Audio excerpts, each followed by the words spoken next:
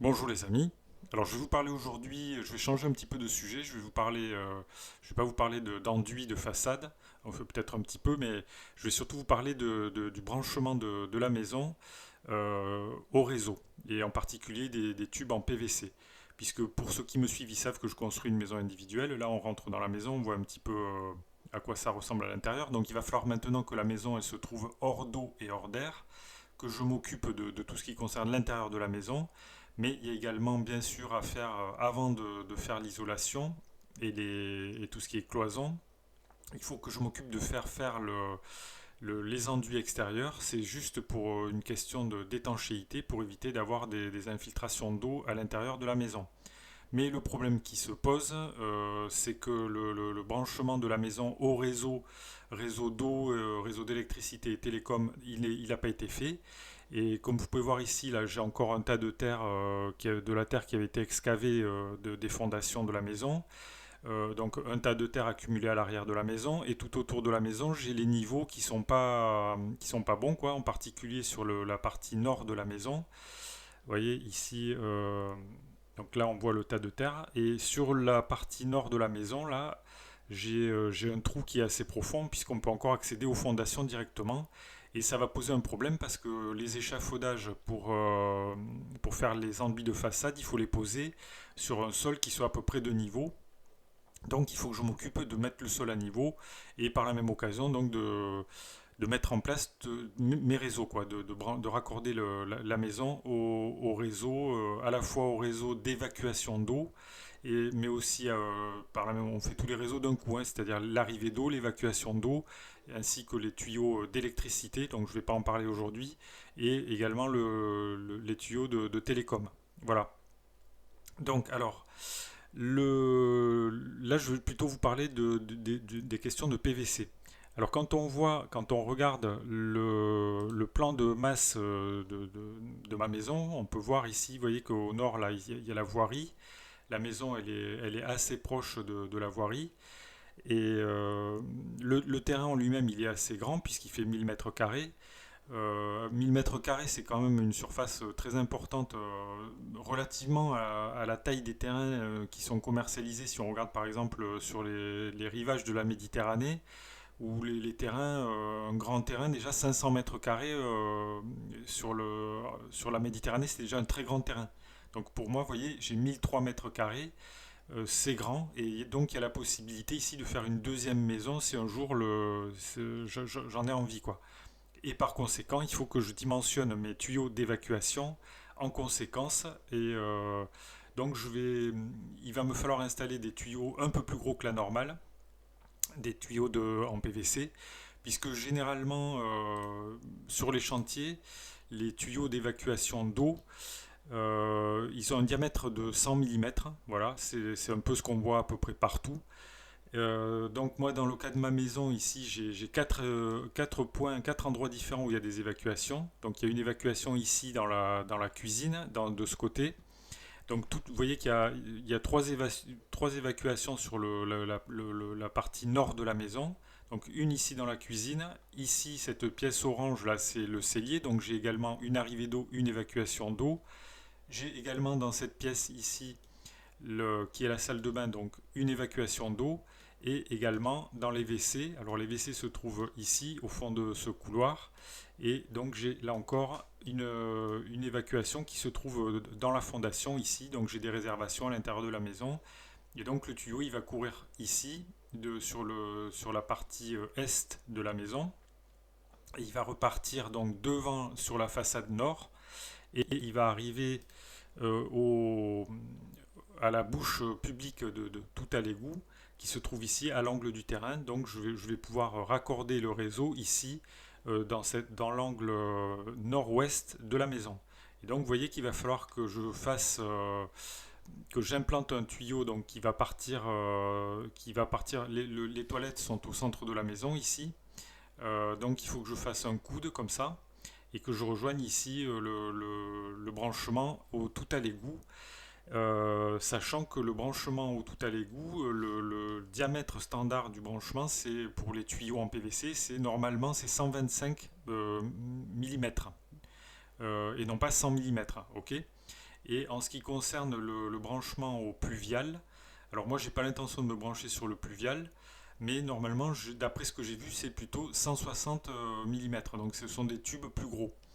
Et je note au passage que normalement, on ne doit pas envoyer les eaux pluviales dans le tout à l'égout, hein. Je pense que c'est interdit par les règlements. Si vous avez une maison qui est raccordée au tout à l'égout, je pense que c'est interdit. On n'envoie pas ces eaux pluviales dans le tout à l'égout, puisque généralement ce sont les réseaux de tout à l'égout. Ils conduisent les eaux usées vers des stations d'épuration, et il ne faut pas y envoyer donc toutes les eaux de pluie, quelles qu'elles soient, quoi. Sinon ça peut rapidement saturer le réseau. Voilà. Donc moi, dans mon cas, il faut qu'ici, à l'angle du terrain, là, j'ai un tuyau en diamètre 125 qui arrive, et comme j'ai la possibilité un jour peut-être de faire une deuxième maison là sur la partie sud de mon terrain, je vais donc implanter des tuyaux un peu plus gros tout le tour ici. Je vais mettre des tuyaux de diamètre 125 mm qui vont arriver. Pour l'instant, je vais faire une attente ici sur le mur sud de la maison, et je vais contourner tout ça. Et il faut que je raccorde donc mes tuyaux qui sont en diamètre 100, ils sortent en diamètre 100 sur un tuyau de diamètre 125, donc qui est plus gros et qui supportera donc plus d'eau usée de cette maison et d'une éventuelle seconde maison. Donc 125, déjà ça commence à être un diamètre assez important. Normalement ça devrait suffire pour deux habitations. Alors donc ce que j'ai fait, j'ai regardé les prix des différents tubes, j'ai calculé mes distances. Donc j'ai calculé qu'il me fallait, je crois, quelque chose comme 30, 35 mètres ou quelque chose comme ça, quoi. Enfin bref, il me faut 9 tubes. 9 tubes de diamètre 125 mm, et qui sont vendus. Alors ces tubes, ils sont vendus avec une longueur de 4 mètres linéaires. Donc j'ai regardé chez différents vendeurs, donc des tubes PVC 125 mm en longueur de 4 mètres. Alors par exemple, on a un exemple ici, alors chez Brico Dépôt, mais j'ai pas regardé que chez Brico Dépôt. Donc là, ils ont un tube en longueur 4 mètres à 26,50, mais j'ai trouvé moins cher ailleurs. J'ai trouvé des tubes chez Brico Dépôt manchonnés qui sont à 22,90 seulement. Donc pour 9 tubes, il m'en faudrait, donc ça me ferait 206,10 €. Alors le problème qu'il y a avec ces tubes de 4 mètres là, c'est que pour les transporter, c'est un peu compliqué. Soit il faut une remorque ou une galerie ou quelque chose d'assez long, 4 mètres, hein, donc, ou alors on peut les faire livrer. Mais évidemment, la livraison, ça coûte de l'argent. Donc, si vous faites faire une livraison pour ce style de matériel, moi, je vous recommande de faire des grosses commandes d'un coup, de grouper. Par exemple, si moi, dans mon cas, je vais avoir à commander des plaques de plâtre, des rails à placo, etc. Donc, le mieux, c'est de grouper. Comme ça peut vous faire économiser sur les frais de port.